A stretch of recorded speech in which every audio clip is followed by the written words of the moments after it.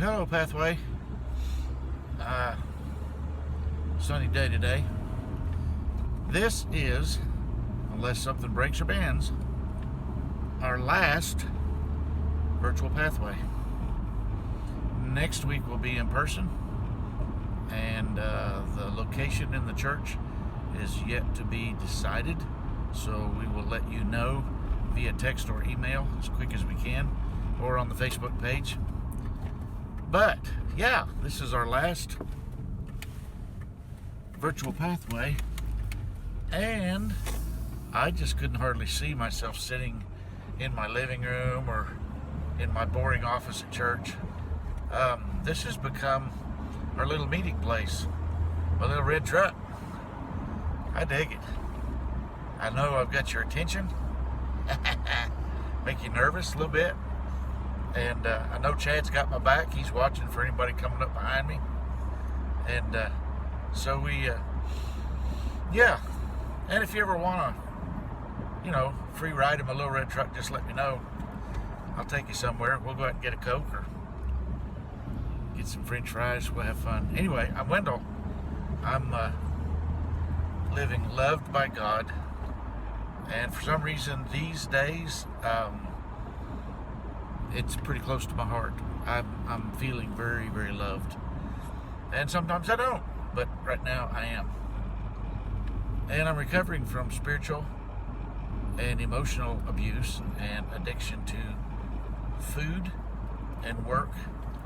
I've had pretty significant control issues, and I wouldn't even try to fool you into saying that those are all better, because they're not.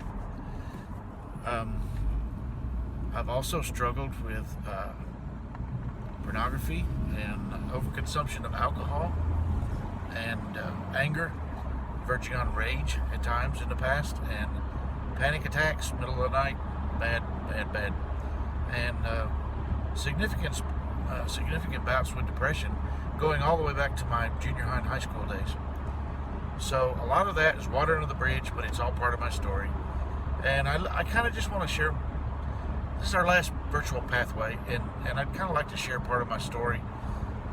You've heard it before, but I just kind of want to, I don't know, it's fresh with me, and I'd kind of like to just bring us up to date. So I just want to start by saying a few things about God. That's a good place to start. And God He is real confident in His love. And He's powerful in His love. And He's pure and holy in His love. And the more I read in the big story of Scripture, the stronger this conviction gets that everything God does is out of love. I think He created the world and all that is out of love. I think He was making a nursery to put His little kiddos in. And I think He put every bit of love and creativity and joyfulness and happiness, and I wouldn't be surprised if He didn't chuckle a few times when He was putting it all together for us. I think He's pursued humanity down through the ages out of love. He became one of us, born and died and rose again out of love. And His ultimate gift, which Jesus said is this as good as it gets, He gives us His Spirit, the very Spirit of God, the very Spirit that created the universe. He gives His Spirit to live inside of us and live life with us out of love. So sometimes God's love can be in your face, sometimes it can be very subtle, like a whisper. Sometimes it's very beautiful and elaborate, and sometimes it's kind of just mundane, just vanilla flavored. Sometimes it feels like punishment, and sometimes it feels like a hug. Sometimes it's very emotional, very passionate, and sometimes it's very rational and very commonsensical. It just comes in all different forms. But God is doggedly relentless in His love for us. If Ron was here, he'd accuse me of going on a rabbit trail here, but when I was younger, I raised beagles. We hunted rabbits with them. And a beagle is not the smartest dog in the dog kingdom, but they are relentless. Once they smell that rabbit and they get on that scent, they will trail that rabbit until they nearly drop dead. They'll come back with their ears all torn up ragged because of the briars, the pads on their feet all bloody and worn because they've run and run. If you let them hunt all day, they will hunt all day. I actually had one beagle who I had to go out and find in the field because he didn't come home, and I had to carry him home. He was so beat up and bruised because he was just relentless. So when you say that God is doggedly relentless in his pursuit of us, yeah, he is. And you know, the clearest picture we get of God's love is his son. Jesus said, if you've seen me, you've seen the Father. So what do we see in Jesus? We see a guy who touches the untouchable leper. He cuddles little snotty-nosed kids, and he washes feet. I mean, you know, all out of love. Not to make an impression, just because he loves us. We have a Jesus who willingly went to his death like one of us. And I believe busted out of the tomb, not out of some crazy divine power, but out of love. The tomb was death and dark and hate, and love was stronger. Exploded the door off, boom. There he was, alive with his people, saying, don't be afraid, it's me. Enough said. I mean, you know, God's into love. God believes in love. God is confident in love. So most of my life, I have battled all kinds of emotional damage. Struggled with emotional damage. I had low self-esteem. I've had severe anxiety. Well, I already introduced myself, you know. Panic attacks, anger, lust, jealousy and envy. I mean, you name it. Yeah, that was me. And I was a minister. Right while I was up front preaching and trying to lead people, telling them that God loved them, and yet thinking it doesn't apply to me. I mean, I tried praying them away. I tried reading books.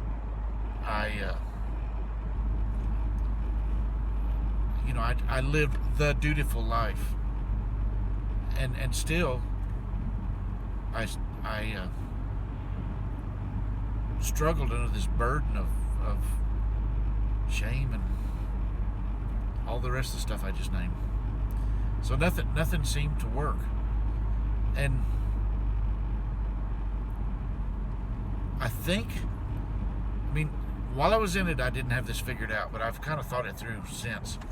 I think that somehow I figured that my version of badness stumped God's goodness.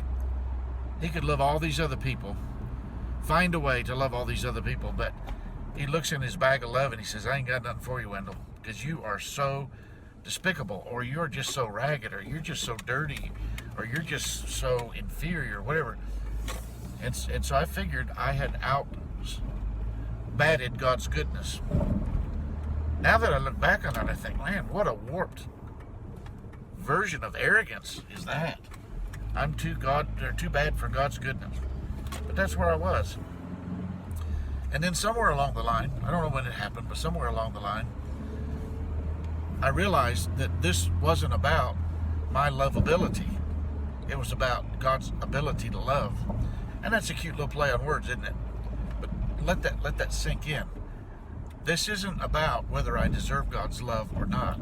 It's about God's heart for me that says you don't have to deserve anything. I love you because you're my child. Period. But I'm not a good child. Did I say that mattered? But I've messed up. Did I say that mattered? So, yeah, when that started to hit home in me, this isn't about my lovability. This is about his ability to love. Something happened. Now, this is where the water goes over my head. This is where it becomes a mystery to me. Things started happening inside me, and I've shared this with you before, but things started happening inside me, and I realized that my life was being transformed, that a lot of my emotional issues were just going away. They were vanishing, and I don't know how that happened. I have no earthly idea how that happened. I just know it did. And as it went along, it gained momentum. It went deeper. It infiltrated, there's a good word. It infiltrated every aspect of my life.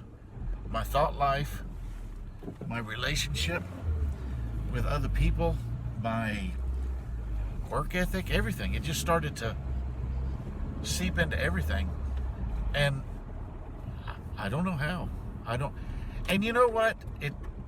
In the grand scheme of things, that's okay. Do I really need to? Do I need to throw up a good God? This is silly. Do I need to throw God up against the wall and says, "Tell me how you do your thing"? I mean, He's God, and you know what? When it comes right down to it, it ain't none of my business how He does what He does. I'm just glad He does do what He does, and He does it out of love, and it's made a difference in me.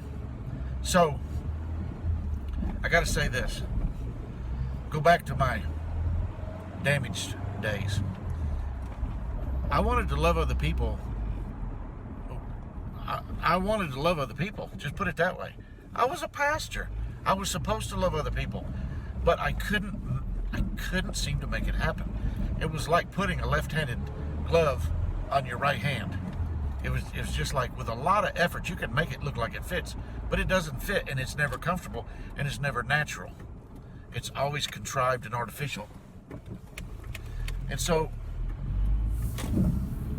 I tried to love, and I somehow, I think even that's a good thing, but it wasn't natural. Once God starts to work His magic, it's like love just starts to happen. And like I was saying, it's a mystery. I don't know how it starts happening. I just know it does. Love just starts to happen, and it just kind of flows. And a lot of times when I talk to people about this, the end of the conversation, they'll say, "Well, that what you said really got to me. I really need to work on love." Stop right there. No, you don't. You're going back to putting a left-handed glove on the right hand. You don't need to work at love. What you need to do is fall back into God's love and let Him love you the way He wants to love you. Period. And you just show up there every day. God, I'm going to let you love me. I know I'm messed up. I know I'm drinking when I shouldn't be. I know I'm looking at porn when I shouldn't be. I know I'm hating my neighbor when I shouldn't be. I know I'm lying when I shouldn't be. I know I'm whatever when I shouldn't be. But I'm going to swallow hard and accept the fact that you love me anyway. And not in spite of these things, but because of them. You love me with a relentless, dogged, beagle after a rabbit love. And just live there. Just live there.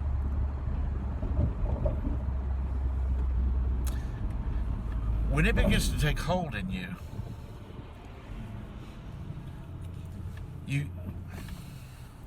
how do I say this? When it begins to take hold in you, you get to the place where you no longer feel like you are working for God. You're working with Him. And love is not something you talk about so much. It's more like something you breathe. It just becomes a lifestyle. It just becomes natural, and you don't even know where it came from. It just starts to happen. But there's no other place to live than love. There's no other place to live. Love makes obsolete all the other stuff we've worked so hard at. We don't have to prove anything. We don't have to lie anymore. We don't have to make something up anymore. We don't have to be right. We don't have to defend ourselves. You just simply love the person in front of you. You love yourself. You let God love you.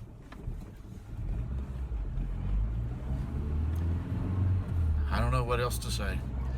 But I think this is a good way to close out our virtual pathways, is just to share with you what love has done in me. I have not done it myself. I'm not any more righteous than I ever was. I'm pretty messed up. That's my wife. But love has done its work in me, and you know what? I just want to love you. That's it. I just want to love you. So, I'm almost to where I'm going. I think it'd be time to circle up in the cup, hold hands, and say the serenity prayer. Serenity prayer. God, grant me the serenity to accept the things I cannot change, the courage to change the things I can, and the wisdom to know the difference. Living one day at a time, enjoying each moment at a time, accepting hardship as a pathway to peace, taking as Jesus did this sinful world as it is, not as I would have it, trusting that you will make all things right if I surrender to your will, so that I may be reasonably happy in this life and supremely happy with you forever in the next. Keep coming back, and I want to see your face, at least from your nose up, next Sunday night, the 21st, at Pathway. Come be with us. We're going to be in person. Still have to wear a mask, still have to follow all the COVID protocols, but we can be back in person. And we'll all leave with bruised elbows, because we'll do the elbow bump, and we're all good.